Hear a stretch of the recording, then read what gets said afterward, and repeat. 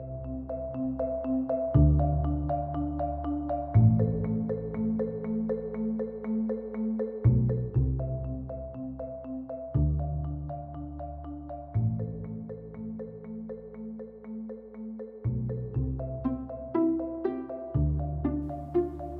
my name is Kevin Lynn, and I'm the Executive Director of Progressives for Immigration Reform.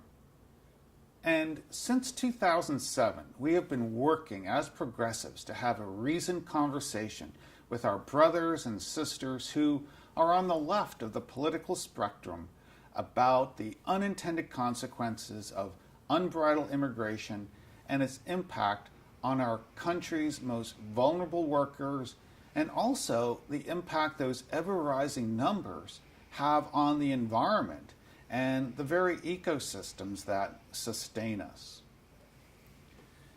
Now, like many of you, I watched recently the debate between Tucker Carlson and Cenk Uygur at Politicon a couple weeks ago.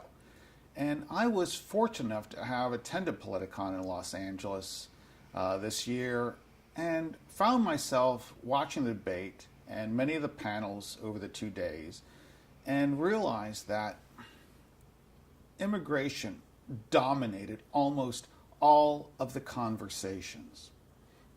Now, as someone who wants to have an honest and forthright conversation on immigration as it's happening in the U.S. today, I found myself at odds with many of the statements made by Cenk and a few made by Tucker. Now, Cenk seemed to be rehashing many of the same old tired myths that no longer characterize current-day immigration. So, the purpose of this video is to review the points in the debate that I took issue with. And so, here it goes. But also don't have visas to come in. How do we start to approach this situation? Well, I mean, you have to create a hierarchy of imperatives. First of all, thanks so much for having me. I'm really glad to be here and in a room full of people who don't live in Washington with someone smart to talk to. And I'm going to really try to be as sort of civil and polite as I can, and maybe my mind will be changed because in this world, things are changing so fast. Why wouldn't your mind change? So maybe you can change my mind. I would say on the question of this group of migrants coming north, the one that came 3 months ago coming north, the 22 million who are currently living here illegally, it's all sort of species of the same question, which is the first question. I mean, there are many questions, and one of them is, how do you help other people? And a lot of smart people run NGOs are thinking about that in Washington, and some are doing a good job, others are not.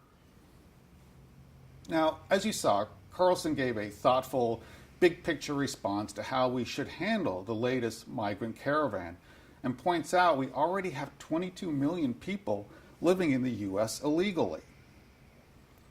Now, that's a recent number that has come up in a couple of studies.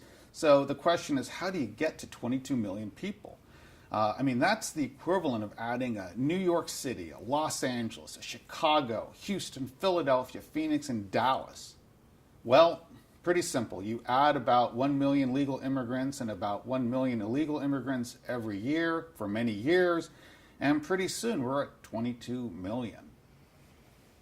Now, as Carlson said, there is a cost to that, and it is a high one. He didn't put numbers to it, but we have. And estimates are illegal immigration costs, that is after factoring in revenues added by the immigrants, illegal immigrants, the net cost to taxpayers at the state, local, and federal level is $135 billion.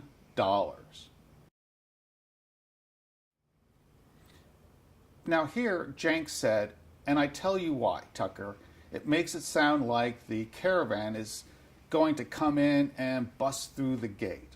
Shut up. So, first of all, on the caravan, I feel like Fox News from time to time touches on it, but overall misleads. And I'll tell you why, Tucker.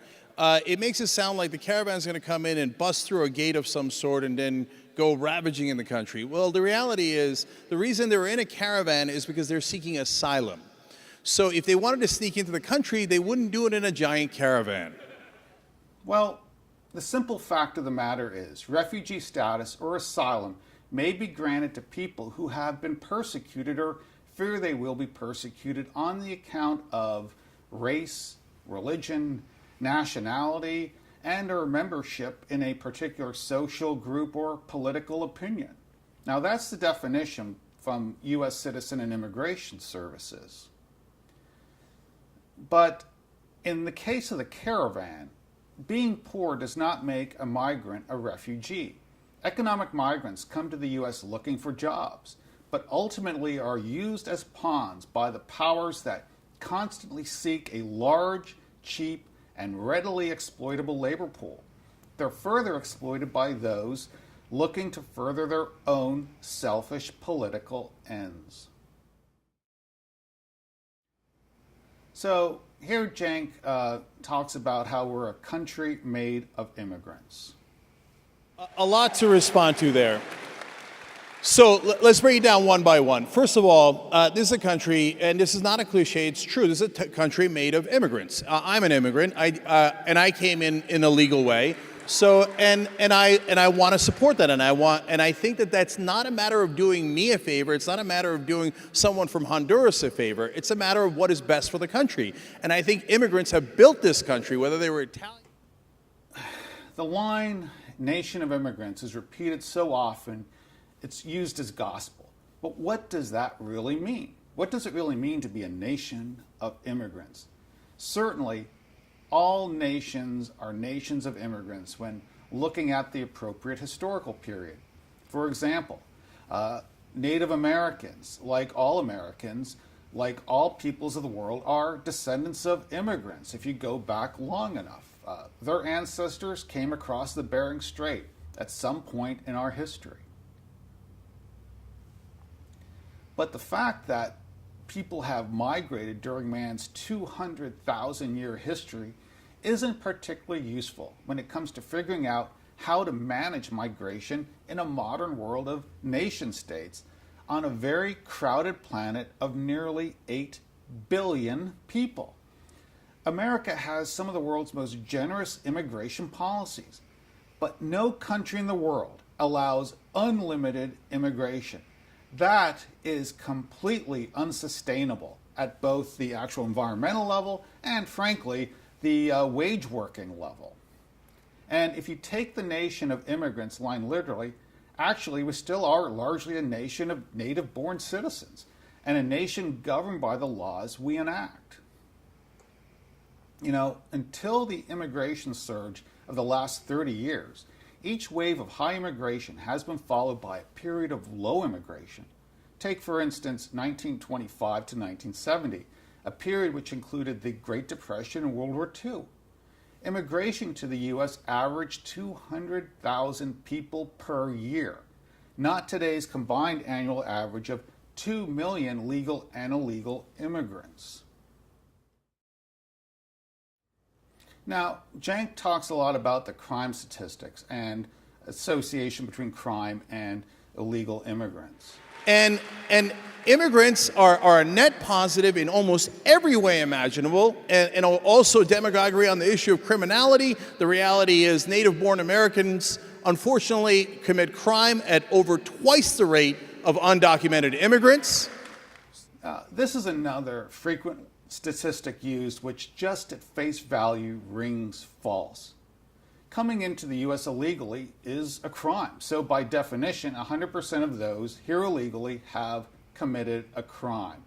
But it is essentially a victimless crime in many respects. From here now, illegal immigrants may use stolen or fraudulent Social Security numbers to gain employment, as well as other fraudulent ID, including a driver's license. There's also massive tax fraud in the Earned Income Tax Credit, the Additional Child Tax Credit, and the American Opportunity Tax Credit. Yes, victimless crimes, but crime nonetheless. Now, victim crimes, there are stories of illegal alien DUIs, hit and runs, murders, rapes, kidnappings, all of which have been reported. Add them up, and we're not talking small numbers. ICE, from a 2011 report, estimated that between 300,000 and 450,000 deportable criminal aliens were detained at local, state, and federal prisons each year. California had the highest percentage of foreign-born inmates in state custody at 28%. Now, if you still think the lower crime rate by illegal aliens is accurate, okay, fine. Then the question becomes, why would the U.S. want even one illegal immigrant who had committed a criminal act? I mean, don't you think we have enough homegrown crime? Why would we want to import any, regardless if the percentage is lower than the native-born or legal immigrant population? Now here, Cenk talks about California schools. I lived in Los Angeles for 20 years and can speak anecdotally to some of those issues. So I think I know why California schools are disastrous, because of the propositions that did not allow us to invest in the schools, and now the private schools have created a way to have rich people bring their kids to one school and then make sure they don't pay for the other. But I think it's safe to say Carlson points out California's low rankings for public schools versus other states. This varies depending on what report and how the data is crunched, but the bottom line is California public schools indeed have fallen over the decades from very lofty heights. But there's more to it than Cenk says. Immigration has played a significant role in this fall. In about the 40-year period starting from 1970, the legal and illegal immigrant population tripled from 9 to 27%, putting tremendous pressure on educational infrastructure. And in the first decade of the 21st century, California's student population soared by 1 million. Now, adding to this challenge of educating such a huge student body, many kids come to school unprepared to learn. 3 of 5 California children live in low-income households. Some are homeless, and more than half of all K-12 students participate in the federal free and reduced price meal programs offered to students of low-income families. This is simply an outgrowth of bringing in more poor people. Further, more than 50 languages are spoken in California public schools, and there are 1.3 million English learners in these schools. It takes a lot of money to manage this big of a melting pot. Now, here Cenk waxes poetic when he talks about the Statue of Liberty. because look, on the Statue of Liberty, it says, "Give me your tired, your poor, your masses, etc." And the words of the poet Emma Lazarus, author of The New York Colossus, are on the Statue of Liberty. Now, in part, the words are, "Give me your tired, your poor, your huddled masses yearning to breathe free. The wretched refuse of your teeming shores, send these, the homeless, tempest-tossed to me. I lift my lamp beside the golden door."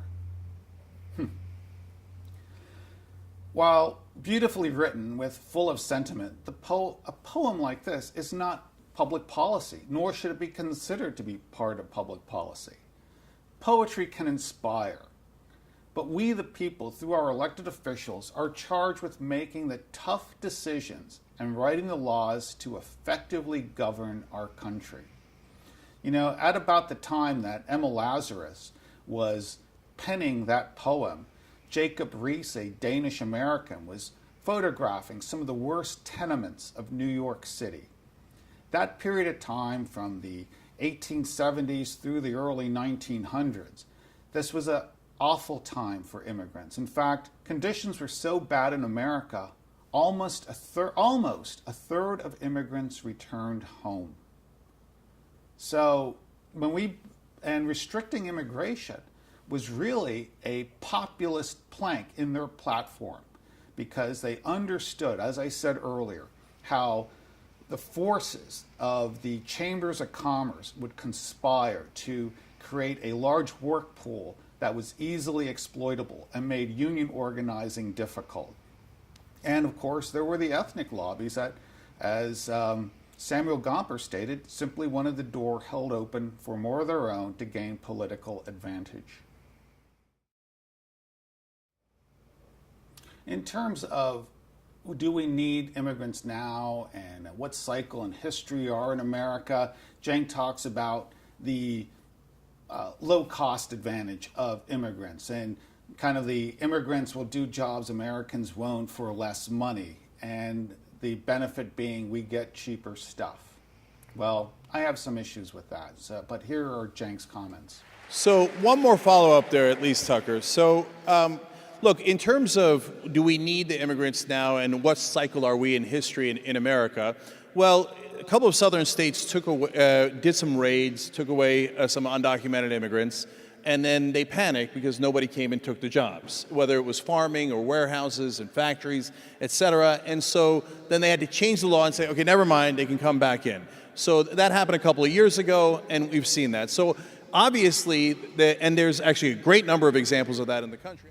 American workers lined up for jobs after nearly 600 suspected illegal immigrants were arrested by ICE at an electronics plant in Mississippi. When 6 Swift meatpacking plants were raided and nearly 1,300 suspected illegal immigrants, about 1% of the labor force at the plants, were found, the company was fully staffed within a month by American workers. In Georgia, Grider, a chicken processing company, hired local African Americans after a raid of its plant and removal of 75% of its mostly Hispanic illegal workforce. So, Americans will do this work. And those are just 3 examples.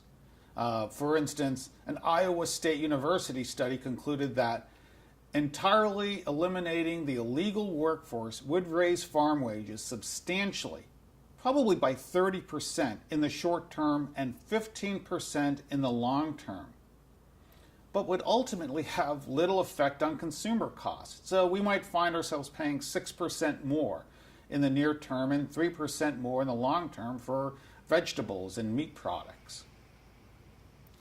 Now, in closing, Cenk also mentioned earlier immigrants, Jews, Italians, and Irish. Well, let me state, my mother came to this country from Ireland in 1952, and her experience really mirrored that of the character played in the movie Brooklyn that came out a couple years ago. Now, when my mother came here in 1952, that year, the country let out 178,000 green cards. Immigration was restricted and well regulated. The upside of that is it was a good time for immigrants. It was a good time for native born. Wages were rising. We built the middle class because big business wasn't allowed to exploit the immigrants coming in because it was a smaller workforce. So, well, it was a smaller pool of people. And again, labor, like anything else, is not immune from the laws of supply and demand. We actually created demand for labor by restricting the amount of labor. So in closing, I want to thank you for joining me today. If you liked this video, please give us a thumbs up. Better yet, subscribe to our YouTube channel and share this video with your friends and colleagues. Again, it's Kevin Lynn, Executive Director of Progressives for Immigration Reform, signing off, and have a great week. And don't forget to vote tomorrow.